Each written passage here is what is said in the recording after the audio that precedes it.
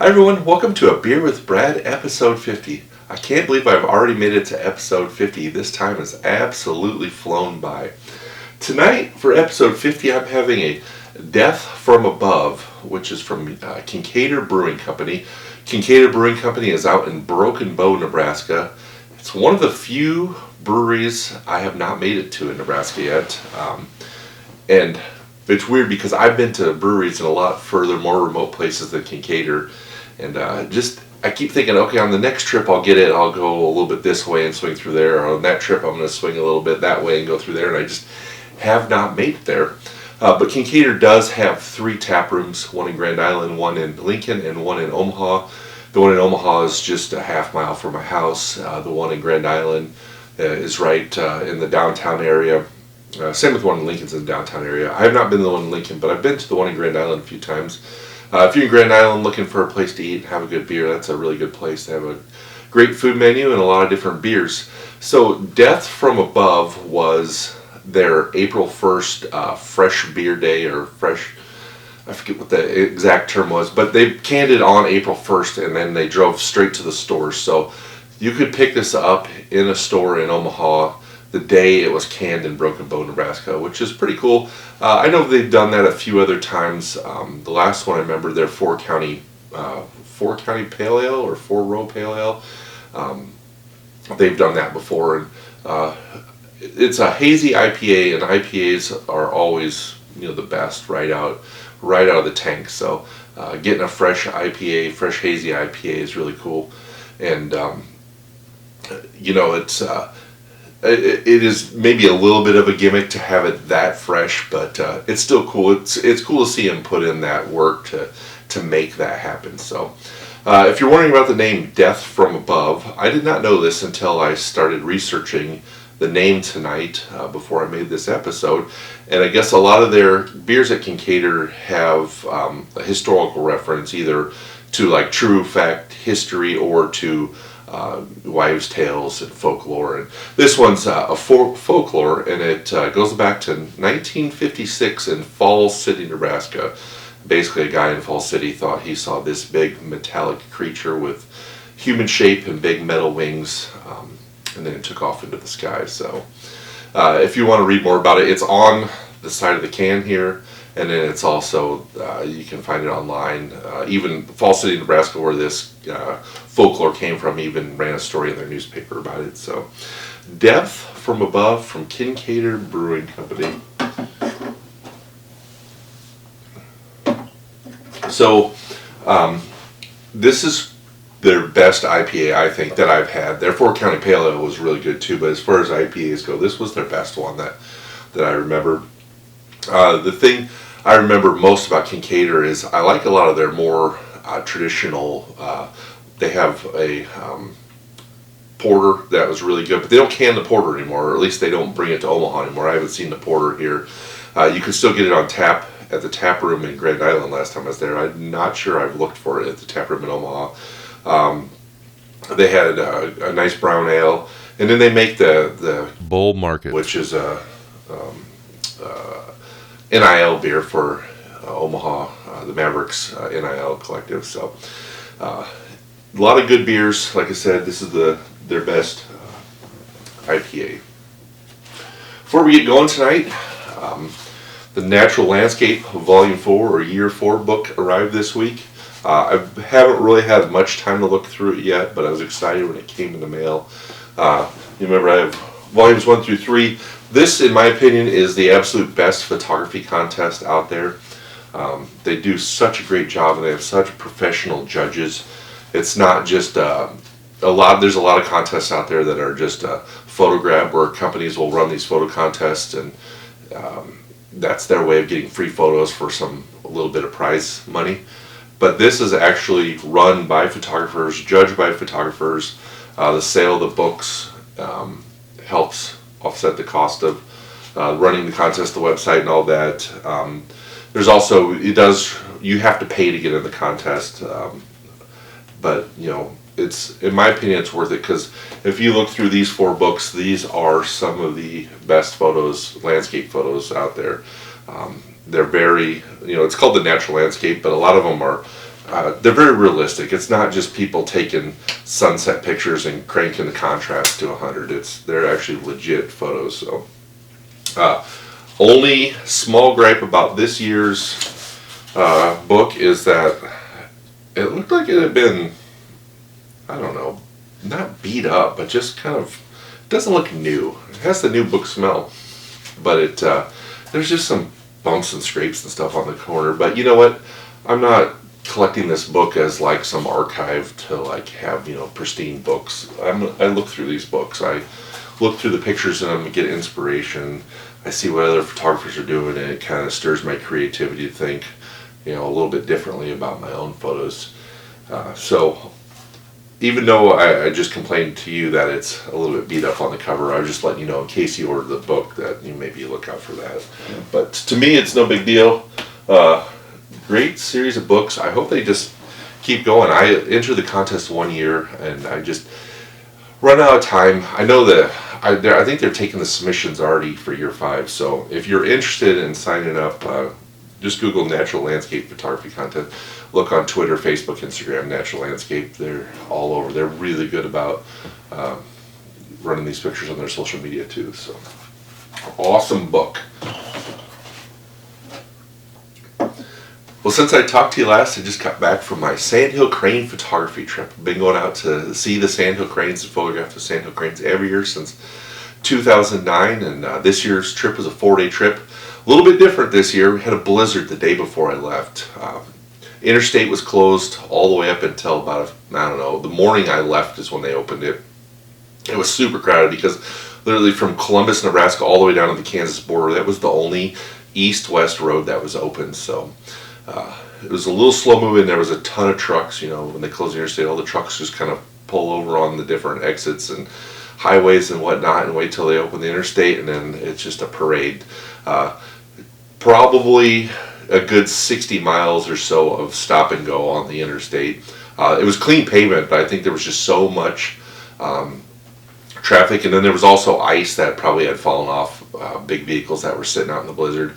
And so every once in a while you get to a rough patch where like there was ice that had fallen off. It wasn't like snow or anything that had blown on there. It wasn't slippery, it was just rough. So I got out there and the birds were everywhere. The crane count this year was over 700,000. First time ever it was over 700,000.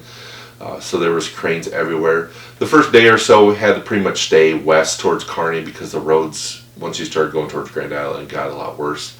But it didn't matter. We spent a lot of time on the Kearney side anymore anyways. Don't nearly spend as much time on the Grand Island side than I used to in the early years. But just had a great time. My friends Josh and Amy came out from Denver. They've met me out there for the last 5 or 6 years. We have a good time, photograph cranes, go to town. We're always usually out there during March Madness, so we have a couple beers, watch basketball, and eat lunch, then go back out for sunsets. So I think I got some nice photos again this year.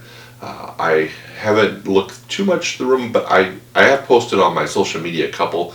The very first picture I pretty much of the whole trip I took, I mean, I got there, I set my camera up, I took a couple test shots of cranes just sitting there. But when I actually started looking for good photos to take, I found a crane in this tall grass with a lot of snow, and it was backlit a little bit, or strong side lit, backlit, but it was also picking up reflections off the snow, and it's just a cool picture where the crane has its wings up in the air. Like I said, look on my Facebook, Twitter, or Instagram, you should see it on all three. It was cool. Overall, the birds were, like I said, everywhere, and the weather was pretty good. It was nice, and so just another good time out there. Hopefully, you won't have to wait 2 years to see the videos. So if you follow along on YouTube, I have just finished posting my 2023 Sandhill Crane videos. Those were some that I wanted to get done. I actually started the videos before I left town. Wanted to get those done and get out there because there were some cool scenes. That was the year we had all the snow on the last day. Had a beautiful sunrise on the second day. I really liked the way the day 2 video came together. I kind of mixed it up a little bit, trying to get more B-roll of the sky and the sunrise and all that in there. So really happy with the way that series came together for the most part. And then I think I'm going to take a small break before I post the 2024 videos.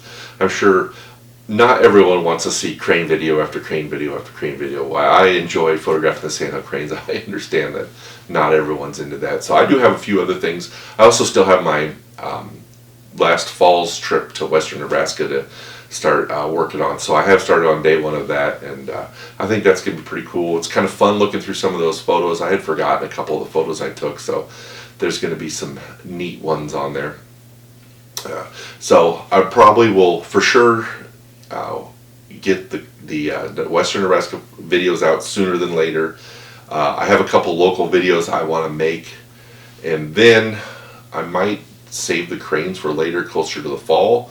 I know that's kind of getting past it, but if anyone was like looking at the crane videos to get ideas, the thing with the cranes is they're about gone. They arrive around Valentine's Day, they peak around St. Patrick's Day, and they're gone by tax day. And it's April 8th today, and the numbers I saw from last week, there's still a lot out there. They're down to like 300,000 from 700,000, but they've also noted that most of the ones left are on the western half of the roost out there. So they are definitely on their way out. Before I even got a first or second video out, they would be out of here. So I thought maybe I'd save those a little bit later in the year to kind of get people thinking about next year's crane migration. So I really had a great time making all these videos. I don't know if you have noticed or not, but this year, 2025, I have posted one video every single week except for the week I had the flu. So that was never the plan going into 2025. It just kind of happened. I was putting out videos. I'm getting way better at editing them. I'm having fun editing them, and so they started coming out, and I just kept rolling with it. And next thing you know, I'm going through old crane videos, and here we are mid-April, and put a video out every single week. So I'm going to see if I can keep that going for a while. I do have, like I said, quite a few more videos that haven't been edited or posted, and I have a lot of ideas for local videos. And I think there's a lot of people, knowing how my videos react, or not my videos, knowing how my photos seem to act on social media, I think there is a lot of interest out there for local Omaha content. So, and that's been my plan all along to do that. I just never get around to making any. And